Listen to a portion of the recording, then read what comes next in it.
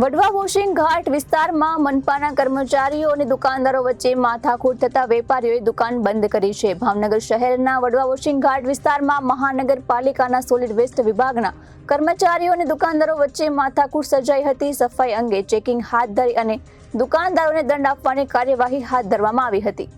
ભાવનગર શહેરના વડવા વોશિંગ્ટન ઘાટ વિસ્તારમાં મહાનગરપાલિકા સોલિડ વેસ્ટ વિભાગના કર્મચારીઓ અને દુકાનદારો વચ્ચે માથાકૂટ સર્જાઈ હતી. જે અંગે પ્રાપ્ત વિગતો અનુસાર મહાનગરપાલિકા સોલિડ વેસ્ટ વિભાગ દ્વારા સફાઈ અંગે ચેકિંગ હાથ ધરી અને દુકાનદારોને દંડ આપવાની કાર્યવાહી હાથ ધરવામાં આવી હતી. જે કાર્યવાહી અંતર્ગત દુકાનદારો અને મહાનગરપાલિકાના સોલિડ વેસ્ટ વિભાગના કર્મચારીઓ વચ્ચે માથાકૂટ થઈ હતી.